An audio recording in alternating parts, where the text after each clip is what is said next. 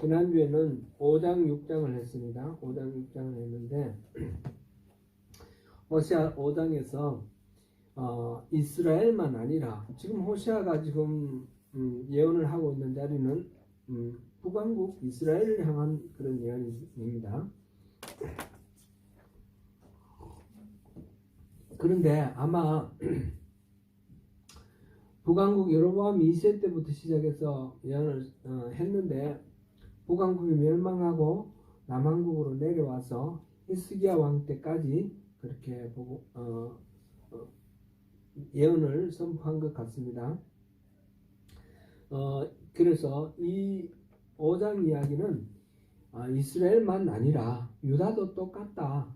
이스라엘만 지금 벌 받는 게 아니라 유다도 똑같이 죄를 지었으니까 벌 받을 거다. 그런 경고를 하고 있었습니다. 그리고 6장에 들어가서 그러므로 살 길은 여호와께로 돌아가는 겁니다. 그리고 6장 1절에 오라 우리가 여호와께로 돌아가자. 그런 말씀이 있었죠. 우리 한번 읽어보고 넘어가면 좋겠습니다. 6장 1절 시작. 오라 우리가 여호와께로 돌아가자. 여호와께서 우리를 찢으셨으나 도로 낫게 하실 것이요 우리를 치셨으나 상하여 주실 것입니다. 4절도 읽겠습니다. 에브라임아 내가 너희를 어떻게 하라. 유다야 내가 너희를 어떻게 하라. 너희 인내가 아침 구름이나 쉬 없어지는 이슬 같도다. 3절을 읽어야 되겠습니다. 3절 시작. 그러므로 우리가 여호와를 알자. 인도 여호와를 알자. 그의 나타내시는 새벽빛같이 이김없느니 비와 같이 땅을 붙이는 내전 비와 같이 우리에게 임하시리라. 아멘. 지금 여호와께로 돌아가자. 여호와를 알자. 이게 중요한 메시지입니다. 그러면서 하시는 말씀이 6절인데 6절 같이 읽습니다. 시작. 나는 인애를 원하고 제사를 원하지 아니하며 번제보다 하나님을 아는 것을 원하노라. 인애, 하나님을 사랑하고 이웃을 사랑하는 이 사랑, 인애, 헤세드, 인애가 제사보다도 훨씬 더 하나님이 바라시고 원하시는 거다. 그리고 번제보다 하나님을 아는 것을 원한다. 인애, 하나님을 사랑하는 것과 하나님을 아는 것, 이것이 우리 신앙의 핵심이라 그랬습니다. 그것을 지금 여기서 강조하고 있습니다. 그래서 오늘은 이제 7장부터 10장까지 그렇게 합니다. 앞에 부분은 간략하게 넘어가고요. 오늘 주로 다룰 부분은 10장입니다. 7장은 크게 나누어서 1절부터 7절까지 이렇게 해서 내정과 1절부터 7절은 나라 안의 정치입니다. 내정이고 8절부터 마지막 16절까지는 나라 바깥의 어떤 외교 정책입니다. 근데 1절부터 7절까지 내정의 그 핵심되는 특징이 달궈진 화덕 같다 그랬습니다. 달궈진 화덕은 어떻습니까? 뜨거운 거죠. 지금 인간의 욕망이 너무너무 뜨거운 거예요. 특별히 권력자들의 욕망이 너무너무 뜨거워서 모든 것을 다 녹여버릴 정도로 그렇게 뜨겁습니다. 그래서 달궈진 화덕과 같아서 우리 왕의 날에 지도자들은 술의 뜨거움으로 병이 나며 왕은 오만한 자들과 더불어 악수하는도다. 욕망이 너무너무 불타서 물타오르고 그래서 병이 났습니다. 그래서 6절, 7절 이어지는데 7절 우리 같이 한번 읽어볼까요? 그들이 다 화덕같이 뜨거워져서 그 재판장들을 삼키며 그들의 왕들을 다 엎드러지게 하며 그들 중에는 내게 부르짖는 자가 하나도 없도다. 자기들의 욕망이 너무너무 불타올라서 화덕같이 뜨거워서 재판장을 삼켰다. 이건 뭐예요? 공정한 재판이 없어진 거예요. 사회 정의가 무너졌어요. 힘 가진 자가 그 뜨거운 욕망으로 이렇게 추구해 나가면 그게 다 약한 자들, 뭐 힘없는 자들 다 들어가 버리는 그런 불의한 세상입니다. 왕들조차도 그거에 의해서 마구 지금 삼켜지는 그런 상황입니다. 왕들은 다 엎드러지게 하며, 지금 이게 이제 북왕국 이스라엘이 여로보암 2세 이후부터는 왕들이 잦은 쿠데타로 계속해서 막 죽어나가는데, 왕들이 계속해서 죽어나가고 이렇게 되는 이유가 뭡니까? 바로 그 욕망에 의해서, 자기의 이익에 의해서 힘센 사람들이, 힘은 여러 가지 방법이에요. 군사력도 되고 뭐 다른 어떤 힘도 되는데, 주로 이때 쿠데타가 일어나는 군사력이겠죠. 그렇게 해서 그 힘을 발휘를 해가지고 상대를 제압하고 자기가 자기의 욕망을 채우려고 나가는데, 그럼 또 좀 더 센 사람이 또 와서 그를 또 압살하는 그런 식의 악순환이 계속되고 있는 그런 상황입니다. 제가 화면을 다시 고치겠습니다. 네, 1절부터 7절까지는 국내 상황이 그렇다는 것이고, 그 다음에 8절부터 16절까지는 대외적인 관계에서 또 마찬가지라는 겁니다. 그거를 한마디로 요약한 게 뒤집지 않은 전병이다. 지금 8절에 나왔습니다. 그 말하자면 부침개 이런 거죠. 부침개는 뒤집어야지 고루고루 익지요. 근데 그 만족해가지고 이렇게 한 그 전병을 두고 뒤집지 않아 밑에는 타버리고 위에는 안 익고 날것으로 남아있고, 이것처럼 지금 온전하게 되어 있지 못하고 조화를 이루지 못하고 뭐 한쪽으로 쏠릴 때는 쏠리고 무시당할 때는 무시되는 그런 상황, 곧 뒤집지 않은 전병, 이렇게 되어 있습니다. 이방인들이 그의 힘을 삼켰으나 알지 못하고 백발이 무성할지라도 알지 못하는 거다. 그리고 다른 나라가 지금 아수르가 지금 이 이스라엘을 멸망시키기 위해서 모든 것들을 다 지금 장악하고 있는데 그거를 모르고 있는 상황입니다. 나라가 망하는 줄도 모르고 계속해서 어떻게 하면 아수르의 마음을 비를 쌀까, 그런 식으로 지금 상황에 있는 그런 것들을 말하고, 그러면서 교만해가지고 자기가 이 외세를 의존하는 이 대외 정책, 이게 탁월한 정책으로 인해서 안전할 거라는 거예요.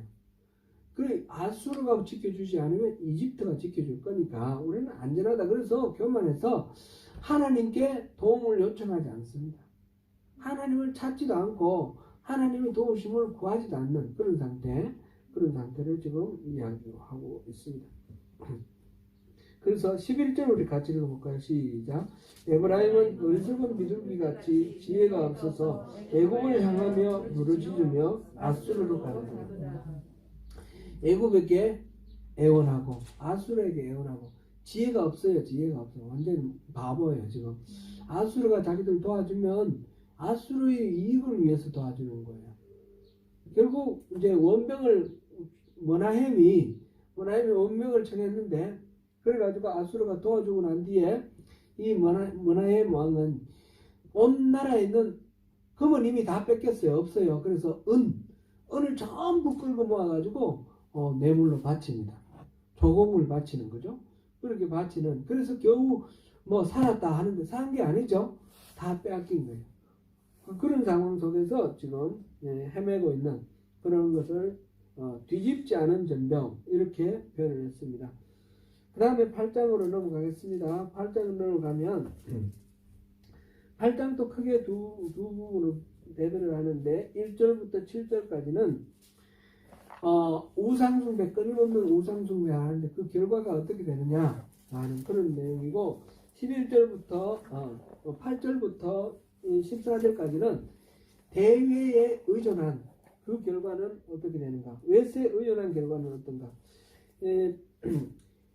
우상을 만들고 숭배를 했는데 그 우상들은 다 부서지고 파괴되고 말 것이다. 그게 이제 4절에 나와 있고요. 그 다음에 그 송아지, 금송아지를 만드는데 그것도 다 버려질 것이다. 우상을 섬기면 우상이 능력이 있어서 뭔가 해주는 게 아니고 이것도 다 결국은 힘없는 그냥 돌덩어리 나무 조각이기 때문에 다 파괴될 거다 그런 거예요. 그러면 그렇게만 하고 많으냐 그런 건 아니죠. 7절 우리 같이 읽어봅니다. 그들이 바람을 심고 광풍을 거둘 것이라. 심은 것이 줄기가 없으며 이삭은 열매를 맺지 못할 것이요 혹시 맺을지라도 일반 사람의 삼키리라. 그러니까 이 우상들만 깨지는 게 아니라 열심히 노력해서 농사지은 것들도 다 수확이 없다는 겁니다.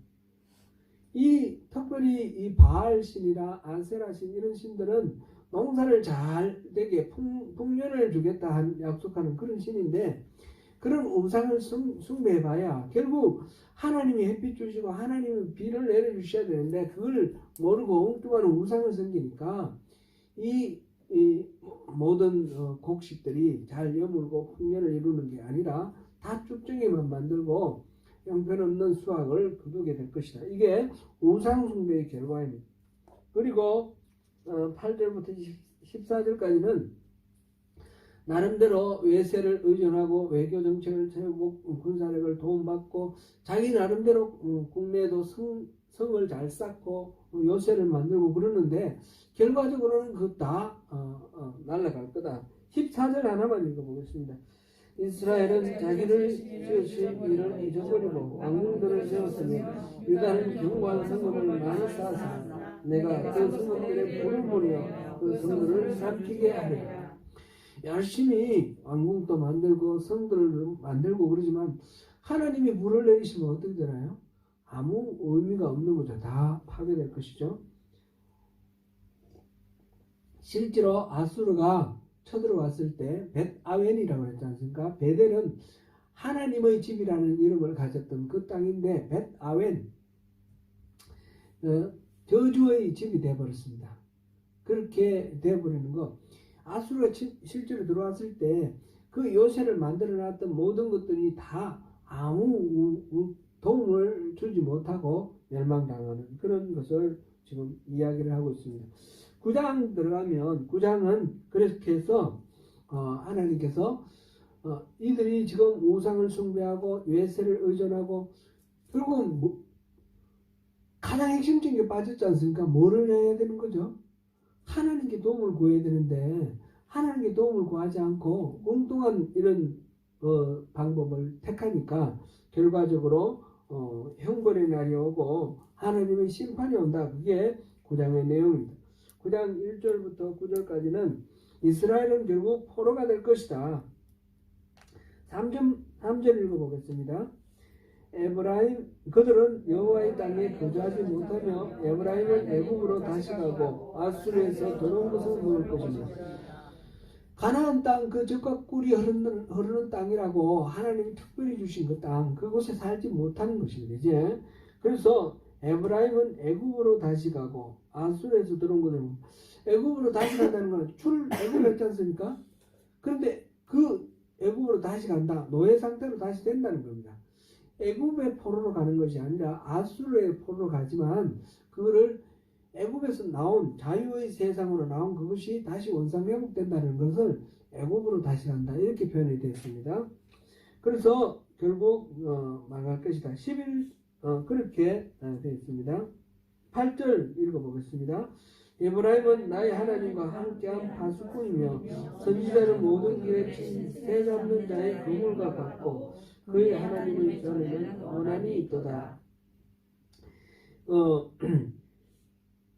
하나님과 함께한 파수꾼으로 에브라임을 세워놨는데 그런데 그 에브라임이 선지자가 결국은 모든 길에 친 새 잡는 자의 그물처럼 이렇게 이스라엘 백성들을 이렇게 사로잡는 죄의 그 그물로 사로잡아서 망하게 하는 그런 상황이 되었다. 그렇게 지금 얘기하고 있습니다.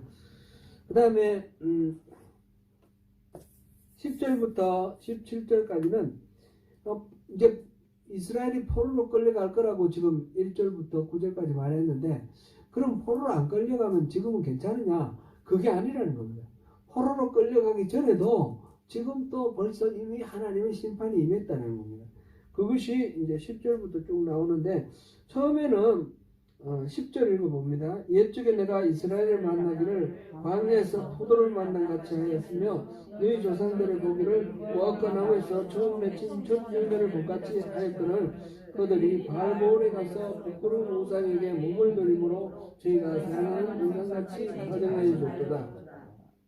처음에는 광야에서 포도를 만난 것처럼 너무너무 반가운 존재죠. 막 너무너무 기쁘고 반갑고 생명을 만나는 그런 기쁨으로 이스라엘을 만나셨어요. 그리고 무화과나무 첫 열매를 만난 것처럼 그렇게 너무너무 사랑스러웠어요. 그런데 그들이 바알보올 사건 이따가 다시 나옵니다. 그런 범죄를 저질러서 완전히 이제 하나님을 떠났습니다. 그래서 가증하다 그렇게 표현을 했습니다.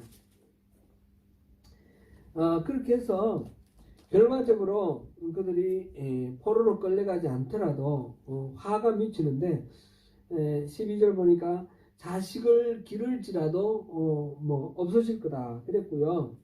에브라임은 아름다운 곳에 심긴 두로와 같으나, 그런데 두로는 우리 시돈 두로 아시죠? 이 페니키아의 두 도시예요. 두로와 시돈. 우리 그 알파벳이 페니키아 문자에서 왔다 그러지 않습니까? 이 페니키아는 고대 당시에 그 지중해 전체를 대상으로 해상 무역을 통해서 부강해진 그런 나라죠. 이 메소포타미아 지역과 저쪽의 인도 지역, 여기서 만들어진 산출물들이 이렇게 와서 두로와 시돈을 기점으로 해서 지중해 온 지역으로 이렇게 퍼져가죠. 그래서 이게 그리스 로마 문명에 아주 꽃을 피울 수 있는 바탕을 깔아준 게 페니키아 문명입니다. 그 페니키아 문명의 그 중심 도시가 두로인데, 그만큼 무역의 중심이 되었는 그 두로처럼 이 에브라임 북왕국 이스라엘도 지금 이 반달 지역이라고 하지 않습니까? 메소포타미아에서 이집트로 넘어가는 나머지 부분은 전부 사막이고 광야라서 그 지역을 통해서만 이렇게 지나가게 되어 있습니다. 그래서 대상들, 많은 낙타를 이끌고 이렇게 무역하는 대상들이 그곳을 에브라임을 지나가도록 되어 있죠. 4개의 길을 우리가 구약 시간, 신약 시간 우리 배웠는데, 해변길, 산지길, 계곡길, 그리고 왕의 대로. 이 4개의 길 전부 말하자면 대상들이 지나다니는 그런 무역로였어요. 무역로 중간에 있는 이 에브라임이, 그러니까 시돈처럼 잘만 하면 얼마든지 부강해질 수 있는 나라예요. 그래서 솔로몬 시대 때 그 영광을 누렸어요. 우리나라도 우리 역사 시간에 맨날 배웠던 거 지정학적 위치 이래가지고 지리 정치적 그런 위치 때문에 대양 세력과 대륙 세력이 마주치는 그런 지점에 있어서 외침도 많이 받고 막 그랬다 그러는데, 이게 잘못되면 이 대양 세력과 대륙 세력을 연결해서 많은 부를 만들 수도 있고 문화를 확산시킬 수도 있는 그런 키 포인트죠. 키 포인트가 바로 우리 한반도이고, 이쪽에 바로 이 가나안 땅이에요.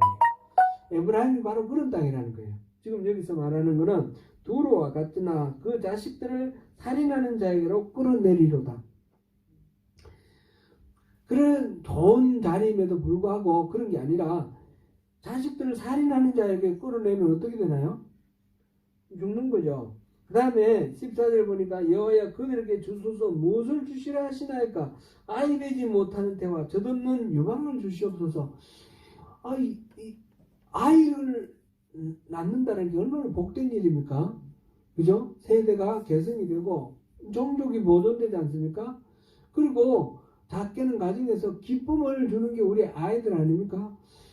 그 아이를 낳지 못하는 태. 그래서 이 구약 시대에 보면 아기 못 낳는, 신약 시대도 마찬가지고 아기 못 낳는 여자들은 굉장히 수치스럽게 생각하는 그런 상황이었어요. 우리나라에도 보면 조선시대까지 그런 풍습이 있는데 아기를 못 낳으면 칠거지약해가 쫓겨나도 쫓아내도 무방한 그런 죄인이 되는 거예요. 그러니까 아기를 낳지 못하는 태라는 것은 너무너무 부끄럽고 참 한탄스럽고 저주스러운 그런 상황을 나타내고 있습니다. 그리고 젖없는 유방도 마찬가지죠. 이 아기를 잘 기를 수 있는 이 젖이 있어야 되는데 이 모양만 있고 내용이 없는 그런 상황이죠. 지금 그렇게 암울한 절망스러운 그런 상황을 지금 얘기합니다. 포로로 꼭 끌려가야만 그때부터 불행해지는 것이 아니라 지금 현재 불행하다는 겁니다. 지금 너무너무 공고하고 빈곤하고 힘들고 어려운 상황이다. 그렇게 말했습니다. 그들의 모든 악이 길갈에 있으므로 내가 거기에서 그들을 미워하였노라. 길갈은 어떤 곳입니까? 이스라엘이 가나안 땅을 정복해 갈 때에 그 헤드쿼터가 있던 데가 길갈입니다. 그렇죠? 그 요단강을 건너고 그 여리고성 바로 앞에 그곳에 길갈이었어요. 그 요단강에서 들고 나온 돌, 각 지파별로 하나의 돌을 모아가지고 비석을 세웠어요. 기념비로 12돌을 세워놨어요. 자손들이 물으면 이게 뭐냐 그러면 하나님이 그렇게 우리를 가나안 땅 적과 꿀이는 땅으로 인도하셨다. 그렇게 말하기 위해서 그 길갈이라는 그 비를 세웠습니다. 하나님의 일하심을 입증하는 그런 비석입니다. 그런데 그 길갈에서 여호수아는 가나안 땅을 정복할 때 가나안 남부지방 정복 출정하는 것도 길갈에서 시작했고 북부지방 정복할 때도 길갈에서 출발했고 길갈은 말하자면 가나안 땅 정복의 헤드쿼터 통사령부 그렇게 중요한 위치였습니다. 하나님 은혜 주신 하나님의 은혜의 핵심 포인트였습니다. 그랬는데 지금 어떻다는 거죠? 이 길갈이 모든 악이 길갈에 있다고 했습니다. 모든 악이 길갈에 다 집약되어 있습니다.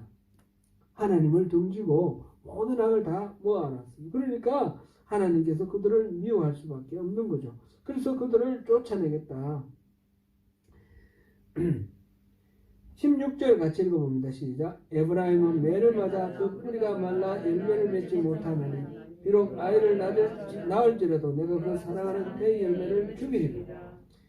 아이를 낳지 못하는 태를 갖고 있는 것도 그런데 설사 아이를 낳더라도 죽여버리겠다고 그러고 그러니까 하나님의 이 징계 심판이 아주 엄혹하다라는 것을 봅니다. 포로로 끌려갈 것이지만 그 이전부터 포로로 끌려가기 전부터 그렇게 고통스러운 그런 삶을 살게 될 것이다. 그리고 이제 10장입니다. 10장 오늘 우리가 주로 다루는 부분인데 10장은 크게 두 부분을 나누는데 1절부터 8절까지는 두 마음을 이야기를 하고 있고 9절부터 15절까지는 두 가지 죄를 이야기하고 있습니다. 두 마음은 뭡니까? 이거는 그들이 두 마음을 품었다. 그래서 이제 벌을 받을 거라는데 하나님을 섬기면서 또 다른 우상을 섬기는 겁니다. 우상을 섬길 때 하나님을 안 섬기고 우상만 섬기는 게 아니라 하나님도 섬깁니다. 그러면서 스스로 생각할 때 나는 하나님 섬긴다. 우상을 섬기는 때 이 사람들도 성전에 가서 진성자가 이렇게 바치는 제사를 드리는 거예요. 그러니까 두 가지 두 가지 마음을 품고 하나님을 섬기는데 하나님은 그거는 하나님을 잊어버리고 하나님을 버린 거다. 그 형식적으로 하나님을 섬기지만 하나님만 섬겨야지 하나님도 섬기고 다른 우상도 섬기고 이런 거는 두 가지 마음을 품고 있는 이것은 하나님을 버린 거다. 그런 말씀입니다. 제가 제 아내와 결혼을 했는데 제 아내를 사랑합니다. 그런데 또 다른 어떤 여자를 사랑해요. 그러면 이 말이 됩니까? 사랑한다는 말이 됩니까? 그래 1년에 365일인데 나는 355일은 당신을 사랑할게. 하루만 비워줘. 나 그 사람은 내가 어쩔 수 없어. 1년에 하루라도 그 사람을 사랑해야 되겠어. 이러면 말이 됩니까? 안 됩니다. 그건 비율로 얘기할 수도 없습니다. 99.9%라도 말이 안 됩니다. 오직 제 아내만 사랑해야죠. 그래야지 이게 사랑이 되는 거죠. 성립되는 거죠. 이렇게 두 가지 마음, 딴 여자를 마음속에 품고 제 아내를 사랑한다는 것은 이거는 제 아내를 사랑하지 않는다는 얘기입니다. 하나님의 입장에서 그렇습니다. 우리가 하나님을 사랑하면서 또 다른 무언가를 생각하고 있다는 것. 우리가 오늘날 수많은 우상들이 있습니다. 우리 마음속에. 오직 하나님만 섬겨야 되는데 주님 한 분만으로 나는 만족해. 우리는 이렇게 찬양을 하는데 진짜 주님 한 분만으로 만족합니까? 다른 뭔가가 있어야만 되는 거 아닙니까? 만약 그렇다면 두 마음을 품고 있는 이것을 하나님은 기뻐하지 아니하실 것입니다. 지금 그 다음에 9절부터 15절까지에서는 두 가지 죄를 이야기하고 있습니다. 두 가지 죄. 정확하게 두 가지 죄는 뭔지를 모르겠는데 하나님께서 징계를 하시는데 그들을 이렇게 검사해보고 두 가지 죄에 걸릴 때에 심판을 하시겠다. 그런 말씀이에요. 그래서 에브라임은 마치 길들인 암소 같아서 곡식 밟기를 좋아하나 길들인 암소같이 잘 농사 잘 지었어요. 그런데 곡식 밟고 타작하고 이런 거 참 잘했는데 처음에는 그렇게 하나님께서 선지자 보내시고 제사장 보내셔서 그들에게 인도하는 대로 잘 따랐는데 그런데 지금 어떻게 됐습니까? 내가 그의 아름다운 목에 멍에를 메우고 에브라임 위에 사람을 태우리니 유다가 밭을 갈고 야곱이 흙둥이를 깨뜨리리라. 무거운 멍에를 메운다는 겁니다. 그리고 사람을 탄다는 겁니다. 그러니까 이제까지의 삶과 완전히 다른 고달프고 힘들고 어려운 그런 역경에 처하게 될 거라 그런 이야기입니다. 그 이유는 뭡니까? 두 가지 죄가 걸릴 때 유다와 야곱도 마찬가지입니다. 그런 지금 밭을 갈고 흙등을 깨뜨리라 고통스러운 그런 상황으로 바뀝니다. 그렇게 되는 것은 두 가지 죄에 걸릴 때입니다. 그럼 두 가지 죄가 뭔가 여기 명시되어 있지 않습니다. 그런데 12절이 그 두 가지 죄로부터 벗어날 수 있는 방법이거든요. 그게 이제 회개를 하라는 건데 12절 같이 읽어봅니다. 시작. 너희가 자기를 위하여 공의를 심고 인애를 거두라. 너희 묵은 땅을 기념하라. 지금이 곧 여호와를 찾을 때니 마침내 여호와께서 오사 공의를 빛처럼 너희에게 내리시리라. 이 12번은 두 가지 죄를 해결하는 회개의 방법입니다. 그 두 가지 죄는 이 지금 12절과 연관시켜서 생각해 보면 되겠습니다. 제가 이제 주석을 통해서 이렇게 두 가지 죄에 대해서 알아보니까 설명들이 여러 가지가 나오는데 대표적으로 이렇게 되어 있습니다. 하나님과 다윗 왕가에 범죄한 것, 하나님께 범죄한 것, 다윗 왕에게 범죄한 것. 에브라임은 북쪽 북이스라엘 아닙니까? 이 다윗 왕의 유다 지파와 결별을 하게 된 것, 그거를 말하는데 이거 수긍하기가 쉽지 않습니다. 두 번째로는 이스라엘이 단과 베델에 두 금송아지를 세운 것. 이건 뭐 맞는 그 범죄는 맞지만 이거를 두 가지 죄라고 말하는 것 아닐 것 같아요. 두 가지 죄 중에 하나에 속하는 작은 지역적인 문제가 아닌가 그런 생각이 돼요. 세 번째로는 기브아에서 지은 죄와 현재의 불의한 죄. 이거는 바로 앞에 9절에서 이스라엘아 내가 기브아 시내로부터 범죄하더니 지금까지 죄를 짓는구나. 그러니 범죄한 자손들에 대한 전쟁이 어찌 기브아에서 일어나지 않겠느냐. 이렇게 나와 있으니까 기브아에서 지은 죄 이거는 두 가지 중에 하나는 틀림없는 것 같아요. 그러면 두 가지 죄 중에 하나가 기브아에서 지은 죄와 현재의 무례한 죄일까? 이제 현재의 죄를 따져볼 때 기브아에서 지은 죄와 같은 것이 있고 또 다른 것이 하나가 더 있다는 거죠. 이 두 가지가 있다는 이렇게 봐야 되기 때문에 이런 식으로 분류하기는 어렵습니다. 제가 이렇게 관찰해 보니까 이 두 가지 죄는 9장의 이야기와 연결이 되어 있습니다. 그리고 10장 12절과 연결되어 있는데 9장 9절 10절을 우리 같이 한번 해보겠습니다. 9장 9절 10절 시작. 그들은 기브아의 시대와 같이 심히 부패한지라 여호와께서 그 악을 기억하시고 그 죄를 벌하시리라. 옛적에 내가 이스라엘을 만나기를 광야에서 포도를 만난 같이 하였으며 너희 조상들을 보기를 모압가나안에서 처음 맺힌 첫 열매를 본같이 하였거늘 그들이 바알볼에 가서 부끄러운 우상에게 몸을 들임으로 저희가 사랑하는 우상같이 가정하였습니다. 두 가지 죄는 이거라고 생각됩니다. 하나는 기브아에서 지은 죄, 하나는 바알볼에게 간 죄. 기브아에서 지은 죄는 뭡니까? 이거는 사사기 19장, 20장, 21절에 나오는 이야기입니다. 어떤 레위 사람이 첩이 있었는데 도망을 갔습니다. 그래서 베들레헴에 가서 친정 베들레헴에 가서 그 레위인이 첩을 찾아서 데리고 자기 집으로 에브라임으로 가려고 가고 있습니다.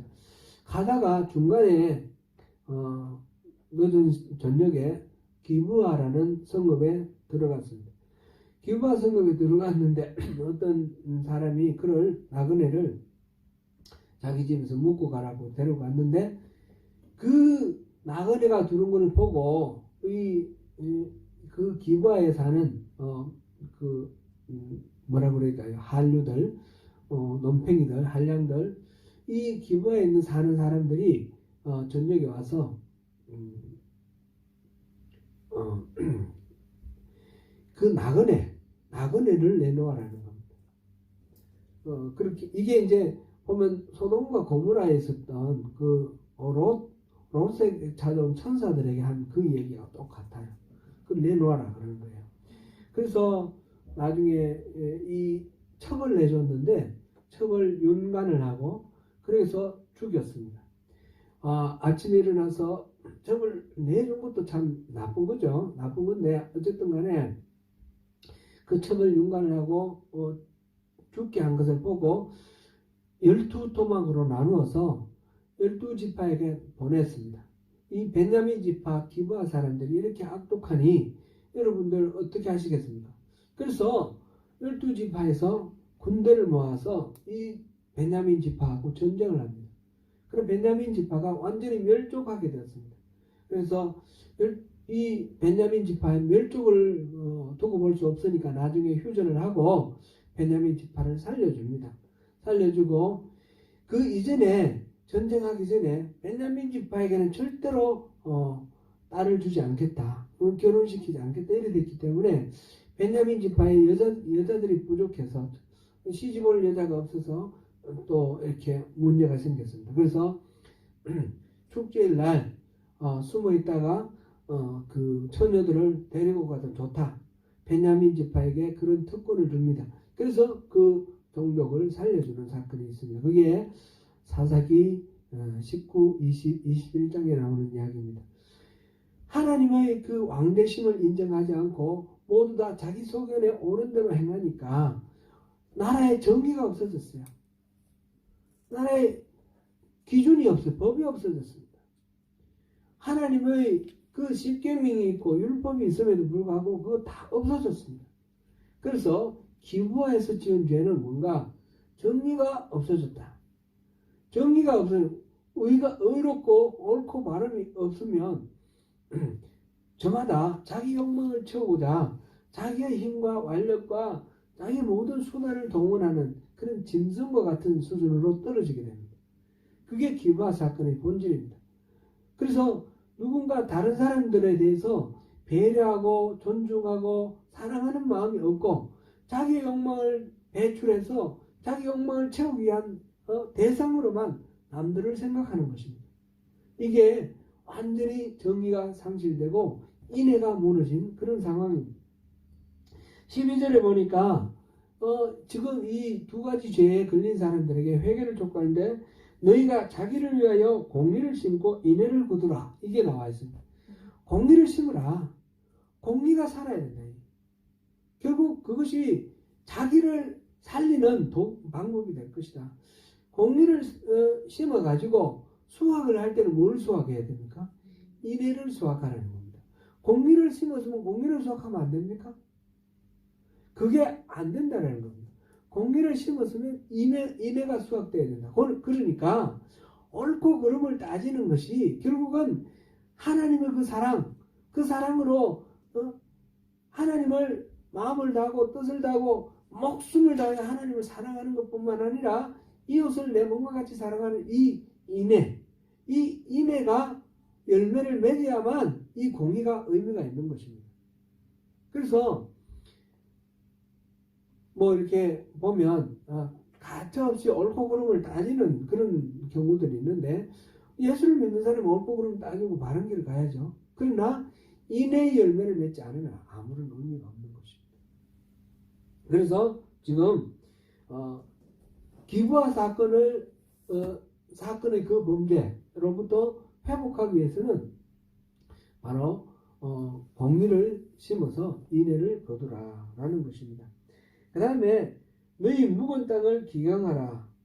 지금이 곧 여호와를 찾을 때니 마침내 여호와께서 오사 공의를 비처럼 너에게 내리시리라. 우리 묵은 땅을 기경하라. 묵은 땅은 뭘 가리키는 말일까요?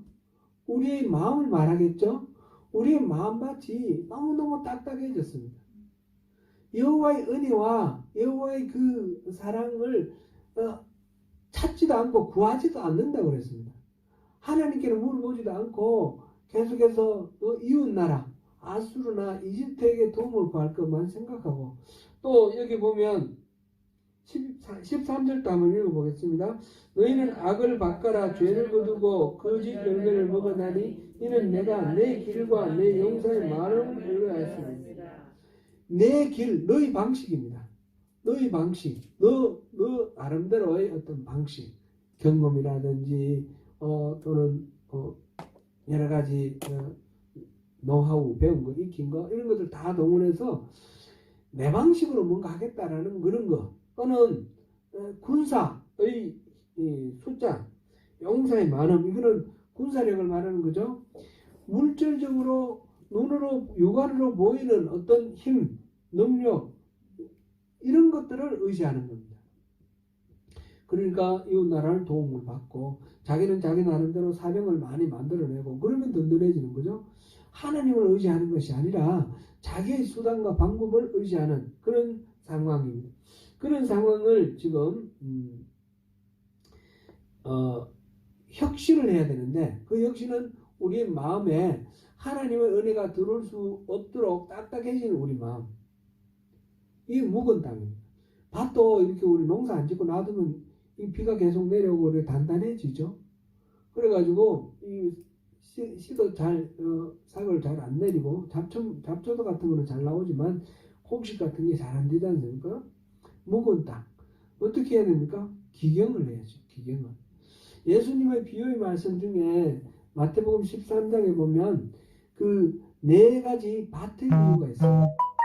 좋은 밭이 있고 또 자갈밭 있고 또 길밭이 있고 그 가시밭이 있습니다. 그죠? 좋은 밭에는 씨가 떨어져서 잘 싹을 틔우고 잘 자라서 풍성한 열매를 맺는데 이 길가 같은 거, 길가라는 말은 사람이 많이 다녀서 다져진 땅 그거를 비유하는데 우리 마음속에 이런 생각 저런 생각으로 들어와서 모든 인간의 사고방식으로 이렇게 딱딱해진 우리 마음. 이 묵은 땅을 기경하라. 이거를 우리가 생각해 볼 수 있죠. 그래서 씨가 떨어져도 싹을 내리지 못하는 하나님의 은혜가 와도 하나님을 머릿속에 들어오지 않습니다. 비록 행동으로는 제사를 지내지만 하나님 관심 없이 자기 나름대로 나는 성심성의껏 내가 이 일을 했다는 자기 의를 위해서 제사를 지낼 뿐이지 하나님이 이 제사를 받는지 안 받는지 관심 없습니다. 하나님 음성 듣지 않습니다. 하나님 음성 들어도 자기 나름대로 해석해버리고 그냥 맙니다. 이렇게 단단해진 마음 또는 자갈밭과 같이 그렇게 또 잡초가 무성한 가시밭 같은 이런 모든 것들은 이거는 농사를 잘 되는 좋은 밭으로 만들려면 어떻게 해야 되나요? 기경을 해야 되는 거죠. 돌을 골라내고 나무 뿌리를 골라내고 그 다음에 이 단단해진 것은 쟁기로 또 곡괭이로 일구어야 되죠. 일구면 그 흙 밑으로 또 이렇게 공기도 들어가고 또 흙이 부드러워져서 상이 나면 뿌리도 잘 자라고 이렇게 해야지 좋은 밭이 되고 좋은 열매를 맺는 겁니다. 그렇게 하나님의 그 은혜의 말씀을 받아들일 수 있도록 우리의 굳어진 마음을 기경하라. 우리는 지금 뭐로 지금 다져져 있습니까? 우상숭배로 다져져 있습니다. 지금 바알모올 사건이 그래서 나오는 겁니다. 바알모올 사건은 어떤 겁니까? 민수기 25장에 나오는 이야기인데 이스라엘 백성들이 출애굽해서 가나안 바로 동쪽 십딤에 도착했을 때 그곳에 있는 미디안 사람들의 풍습을 보고 그거를 동조하기 시작합니다. 곧 이제 이 광야를 지나와서 농사를 짓게 될 텐데 이 바알을 섬기는 이 미디안 사람들은 이 바알 신이 비를 내려주고 또 농사를 풍년을 들게 해준다 그렇게 믿었습니다. 그래서 바알 신을 기쁘게 하기 위해서는 바알볼 그 신전에 들어가서 신전에 있는 그 여사제가 말하자면 창기입니다. 여사제와 성관계를 함으로써 그렇게 그 신을 기쁘게 하고 그래서 이렇게 풍요로운 그런 풍년을 누린다 그렇게 믿고 있습니다. 그런 사람들의 이야기를 듣고 이 이스라엘 사람들이 거기 가서 예배를 드리고 바알을 섬기는 거예요. 그게 바알부올 사건입니다. 그랬을 때 모세가 그런 사단이 난 걸 알고 백성들을 불러 모아가지고 그것을 막 공격을 합니다. 꾸짖습니다. 왜냐하면 그때 이 우상을 숭배하기 때문에 하나님이 징계를 하셔서 역병이 돌기 시작합니다. 많은 사람들이 막 죽습니다. 그래서 모세가 막 연설을 하고 있는 중에 어떤 사람이 미디안 여자를 데리고 들어옵니다. 그럴 때에 제사장 그 아론의 손자 엘라살의 아들 비느하스가 그걸 보고 도저히 참지를 못해서 분기탱천에서 창을 들고 가서 그 남자와 여자를 찔러 죽였습니다. 하나님의 그 분노, 하나님의 진노를 대신해서 비느하스가 그들을 죽였습니다. 바로 그 순간 하나님께서 진노를 그치시고 역병이 멈췄습니다. 역병으로 인해서 24,000명이 죽었습니다. 그 사건, 이방의 우상의 신에게 이렇게 가서 숭배하는 그 사건, 그것이 바알보올 사건입니다. 지금 두 가지 죄는 이 두 가지로 보입니다. 하나는 기부아 사건, 사회에 정의가 없어졌습니다. 이웃에 대한 배려와 사랑과 존중이 없어졌습니다. 그래서 모든 것들을 자기 욕망을 채우기 위해서 합니다. 또 하나는 바알보올 사건입니다. 하나님을 섬기는 이스라엘 백성들이 그 새롭게 지금 들어갈 땅을 바라보면서 그 땅의 풍속을 받아들이고 우상을 숭배하는 그런 상황이 됩니다. 지금 에브라임, 북이스라엘에 이런 두 가지 문제가 완전히 짬뽕이 되어 있습니다. 사실은 이 두 가지가 분리되는 것이 아닙니다. 하나님을 온전히 섬기는 그런 하나님과의 올바른 관계가 맺혀져 있으면 하나님을 사랑하고 이웃을 사랑할 것이 당연하기 때문에 이 사회의 정의도 살아나고 인애와 이 모든 것들이 제자를 잡을 수 있습니다. 그런데 하나님을 알지 못하고 하나님이 주신 기준을 알지 못하니까 자기 욕망을 채우기 위해서 모든 자기가 가지고 있는 자원을 활용하게 되기 때문에 만인을 향한 투쟁, 누구든지 힘만 있으면 자기 힘으로 다른 사람들을 억압하고 빼앗고 착취하고 그런 상황이 되는 것입니다. 그것이 지금 북왕국 이스라엘의 참혹한 상황입니다. 그러나 하나님께서는 기회는 있다 하십니다. 지금 모든 것이 끝난 것이 아니라 기회는 있다. 그래서 하나님 주시는 그 기회가 바로 이겁니다. 너희가 12절 다시 읽어봅니다. 너희가 자기를 위하여 공의를 심고 인의를 거두라. 너희 묵은 땅을 기경하라. 지금이 곧 여호와를 찾을 때니 마침내 여호와께서 오사 공의를 이처럼 너희에게 내리시리라. 지금이 여호와가 어디 계시는지 우리가 여호와를 구하고 여호와를 찾을 때라는 겁니다.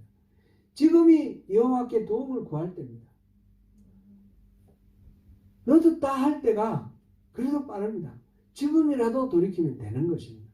하나님께서는 이 호세아 선지자를 통해서 이스라엘 백성들에게 지금이라도 마음을 돌리라. 묵은 그 땅을 기경하고 그 공의를 심고 인애를 거두라. 지금 요청하고 있습니다.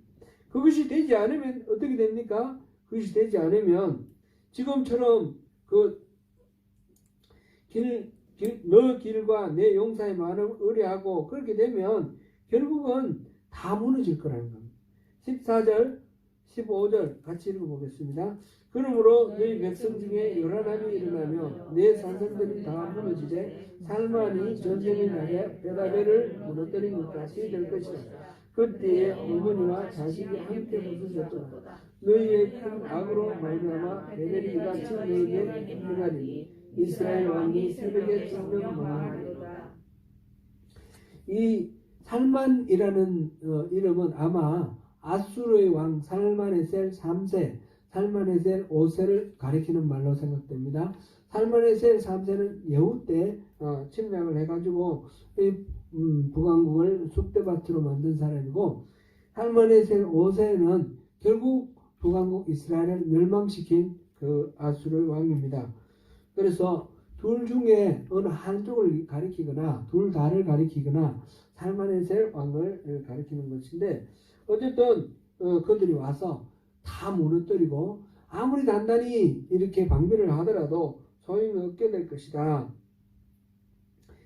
그래서 너희의 큰 악으로 말미암아 베델이 이같이 너희에게 행하리. 베델은 하나님의 집이라고 그랬습니다.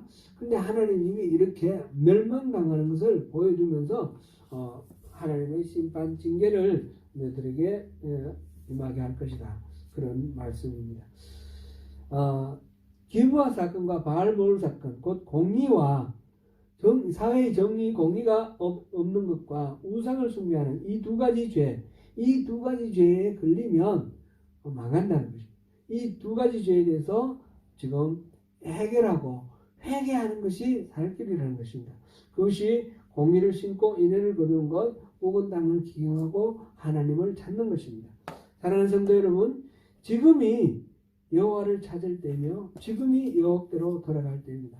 우리 삶 속에서도 우리가 정말 하나님이 주시는 그 원칙, 그 공의를 심고 인애를 거두어야 됩니다. 인애, 우리 하나님에 대한 사랑, 이웃에 대한 사랑, 사랑이 없는 예수 그리스도의 그 가르침에 전부 다를 총칭해서 한마디로 말하면 뭡니까? 예수님께 어떤 젊은 사람이 율법학자 서기관이 물어봤습니다. 구약 성경에 나오는 모든 율법 중에 가장 중요한 율법이 뭡니까? 그랬더니 마음을 다하고 뜻을 다하고 목숨을 다하여 주 너희 하나님을 사랑하라 하는 것. 이거 첫째고, 둘째는 내 이웃을 내 몸과 같이 사랑하라. 사실은 이것은 예수님이 만드신 말씀이 아니에요. 구약 성경 중에 특별히 신명기 그 6장 그 쉐마라는 게 있죠. 쉐마는 이 마음을 다하고 뜻을 다하고 목숨을 다해 주 너희 하나님을 사랑하라. 이게 쉐마입니다. 그 유대인들은 맨날 밤낮으로 외우고 있는 그겁니다. 예수님은 그걸 환기시켜 주셨습니다. 너희들 다 알고 있지 않냐? 바로 이거야. 그런데 이것만이 아니라 그 레위기 18장 11절 말씀, 내 이웃을 내 몸과 같이 사랑하라. 이것을 같이, 이게 헤세드라는 겁니다. 하나의 헤세드. 하나님이 성품 헤세드를 우리에게 주시면 우리는 하나님을 사랑하고 이웃을 사랑하게 되어 있습니다. 하나님은 보이지 않으시기 때문에 하나님을 사랑하는 것은 이웃 사랑을 통해서 표현하게 되어 있습니다. 그것이 바로 마태복음 25장에서 오른쪽 양 왼쪽 염소 이렇게 갈라놓고 말씀하시는 그곳에서 선명하게 나와 있죠. 우리 이웃에게 작은 소자에게 행한 것이 바로 하나님께 행한 것이고 작은 소자에게 무관심하고 행하지 않은 것이 하나님께 무관심하고 행하지 않은 것입니다. 이 헤세드는 일치되어 있는 것입니다. 하나로 연결되어 있습니다. 그것을 우리가 회복해야 되는 것입니다. 그리고 이것을 위해서 바로 하나님과의 바른 관계를 회복해야 됩니다. 여호와를 찾을 때다라는 것은 이 두 가지 공의의 회복과 모든 우상을 적결하고 하나님만 찾는 이것이 함께 이루어지는 것이 바로 여호와를 찾는 것입니다. 사랑하는 성도 여러분, 오늘 우리 삶 속에서 우리 마음밭을 갈아엎고 좋은 밭이 되어서 하나님의 은혜를 섭수하고 잘 내게 소화해서 내 삶 속에서 하나님의 은혜와 능력이 나타날 수 있도록 그렇게 해야 되겠습니다. 그리고 공의를 심고 인애를 거두는 가운데 하나님을 기쁘시게 드리는 그런 우리의 삶이 되어야 되겠습니다. 그렇게 하면 하나님께서 우리에게 어떻게 하신다고요? 주님이 공의를 빛처럼 내리시는 그 은혜를 우리에게 주실 것이다. 그랬습니다. 이 죄와 악이 가득한 이스라엘을 바라보신 그 하나님의 마음이 오늘날 우리를 바라보는 하나님의 마음 같습니다. 오늘 전환치료법을 금지하는 전환치료금지법이 통과되었습니다. 의회에 통과되었는데 참 암울합니다.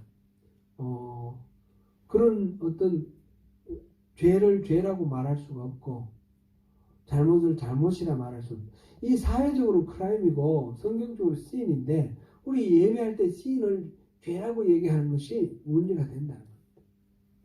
이게 우리가 살고 있는 이 세상입니다. 이 세상에 공의가 무너지고 이 세상에 하나님의 그 원칙이 무너지고 있는 이 순간에 우리는 어떻게 살아야 되겠습니까? 하나님은 우리를 통해서 이 세계를 새롭게 회복하기를 원하십니다. 주님 앞에 내가 먼저 주님을 찾고 내가 먼저 회복됨을 통해서 주님께서 나에게 공의를 비같이 내리시는 그 은혜 가운데서 이 세상이 회복되고 이 오클랜드가 회복되고 뉴질랜드가 회복되고 온 세계가 회복되는 그런 하나님의 역사에 동력자로 참여하시는 저와 여러분 되시기를 축원합니다.